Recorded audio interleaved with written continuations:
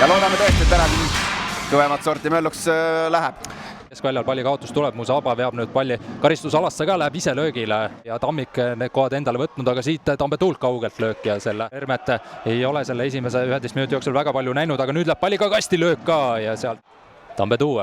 Podoljuzin tal vastas, kaugelt tuleb löök ja nüüd peab Pavlov tõrjuma, lahtine pall, endiselt lahtine, Adžiri lööb ja Adžiri lööbki 16. minutil 1-0 Levadia juhtima. No sealt Adžiri ei eksi ja siukest, sealt ta lööb 10-10 ja 100-100, kui vaja on, aga no pommitati nüüd ja tundub, et seal oli mingisugune rikošett, sellepärast et Pavlovi tõrje oli kuidagi veider, aga eks kordus annab meile aimdust, mis seal täpsemalt juhtus. Adžiril sel hooajal Premium liigas 6 värav ja Levadia siseses meeskonna enda konkurentsis tõuseb nüüd ainuisikuliselt esimesele kohale. Tambetuu on 5 peale, nüüd seal midagi särgi alla Adžiril lahti tulnud, samal ajal Pavlov on seal enda värava ees pikali maas ja veidi tohterdamist vajab. Nüüd näeme sellest olukorrast. Ja läks Killerme seal lihtsama vastupanu teed, et üritas läbi mehe löögile minna. Oi, vaba! Super tõrje Valnerilt Tarasenkovi peal. Adžiriga kaasa. Nüüd läheb pikem pall ette Musaba peale, Musaba palliga kastis ka, Musaba endiselt ja põrkavad. Vaatab ise kogu aega tsenderdust Ainsalu suunas, seal lahtine pall, nüüd on võimalus, aga Pavlov super tõrje. Adžiril vasaku jala koht, aga läheb löök üle. Nii et ideaalne tegutsemine keskkaitse poolt. Roosnup üks-ühele Sii vastu, kaugelt tuleb löök ja sealt tuleb tõrje, aga pall väravas. Sai Pavlov näpud vahele, aga Mark-Oliver Roosnup on head esimesed 38 minutit teinud ja nüüd 39-ndal ka 2-0 värav Levadiale. Ja no on tal korralik löök jalas, seda talle meeldib teha, vasakut äärelt sisse liikuda, väikese nõksuga vastane tasakaalust välja viia ja tundub ka, et tabas otse lagi pääseda palli. Ja see pall vist hakkas natuke Podoljuzhinlikult ehk siis kavala sellise varba tõstega. Oi, suudab ise Pavlov oma. Midagi ei kavaldata siin ja seekord täitsa värava peale sinna ette. Kask, löögikoht tuleb ka ja tulebki. Ja meil on mängu. 55. minutil lööb Nõmme Kalju ühe tagasi Kristjan Kask, kes ikka sel hooajal on päris resultatiivne olnud. Kas algab Kalju tagasitulek, veidi selline déjà vu tunne karikafinaali ajast on? No hoobilt meil on, Nõmme Kalju saab suhteliselt seekord siis sisse keerib tsenderdus ka värava peale, läheb ka ja otse väravasse Ernest Adžiri otse nurgalöögist ja 3-1, ei kestnud see Kalju pidu kaua, minut võib-olla natuke peale ja juba Levadia vastas. Ja no otse nurgalöögist läks ja Pavlov seal, saame korduses näha, kes ta seal pikali jooksis, aga kukkus joone peal pikali ja see pall keeras nii õnnelikult, et keeras taha poiss. Vaatame selle olukorra lõpuni, siis räägime legendaarsusest edasi. Adžiri löögi blokeeris. Küljevõrgu. Meenutab jälle sellist mõnusat voolavat Levadiat. Vahetusmehed Ivanov, Maarin, Džabir ei ole väga palju seda teravust ettepoole. Ja päris tihedalt ja sinu õigus võetakse Podoljuzhin päris kergelt saadetakse kohta. Alla 30 meetri äkki väravani on ja Venniks jääb 3-1 võidu tabelisse kirjutab. Nii on, kõlas Tohveri lõpuvile 3-1 Levadiale, nagu öeldud, siis tabelis vähemalt praeguses hetkel tõusevad liidri kohale, aga kui Nõmme Kalju keskkaitsja Maksim Podoljuzhin täna 1-3 kaotus Levadia vastu, keda suutsite karikafinaalis alistada.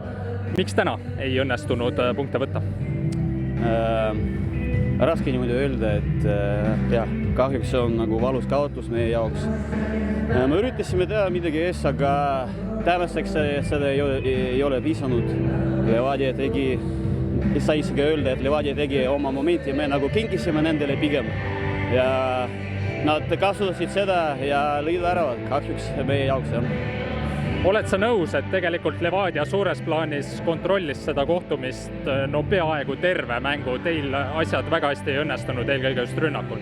Ei saa niimoodi öelda, et nad kontrollisid nagu terve mängu, nad pigem, nendel oli rohkem palli, nad kasutasid rohkem võimalusi, nad liikusid natukene paremini kui meie, aga me üritasime ka. Nagu ma enne ütlesin, ei piisanud kahjuks.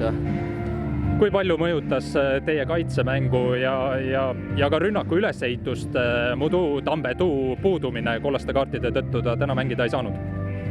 Noh, ma arvan, et muidu on praegu nagu üks võtmemängija meie jaoks. Muidugi, kui head nagu mehed ei mängi, siis on natukene raskem, aga meil on teised mehed ka, kes saavad mängida rahulikult. Ma ei näe nagu sellist probleemi, et ei mänginud.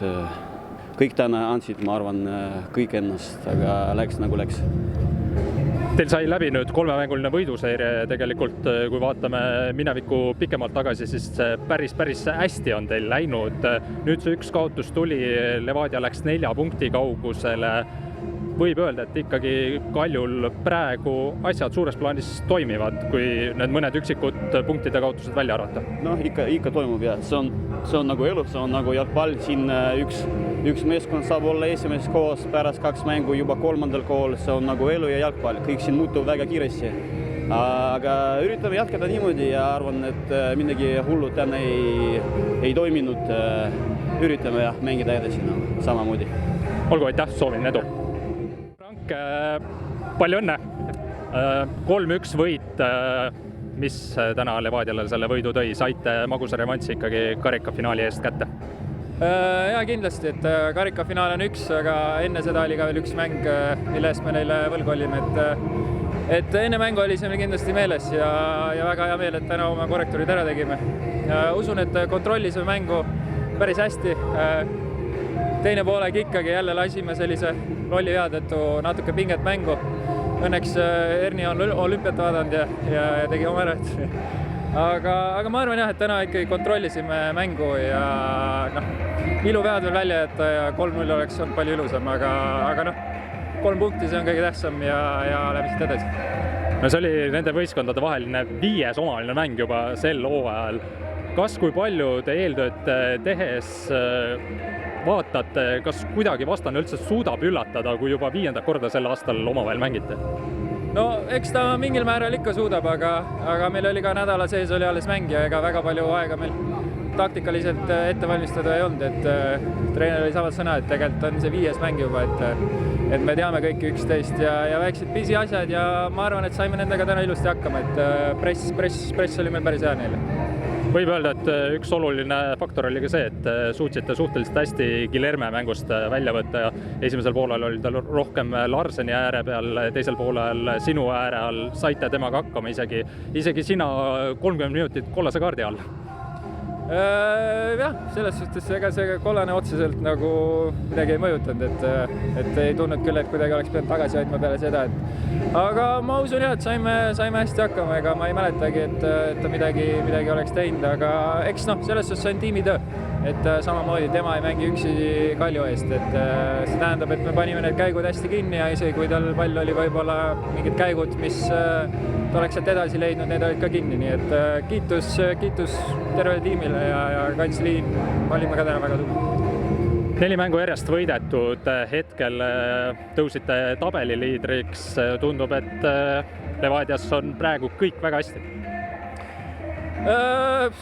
Eks Levadias meil on kogu aeg riietusruumis väga hästi olnud selles suhtes, et kõrvalt eks seda müra on ja katastroof, mis siin ja et tegelikult reaalsus on see, et oli selline väike periood, eks hooaja sees tuleb see ette, et tulemused ei olnud võib-olla need, mis me tahtsime, aga kindlasti ei olnud mingit suurt paanikat, et võtame mäng korraga, järgmine nädal juba väga raske mäng Kaljuga tulemas, siis Paide ja siis juba Euroopa, nii et põnev periood ootab ees.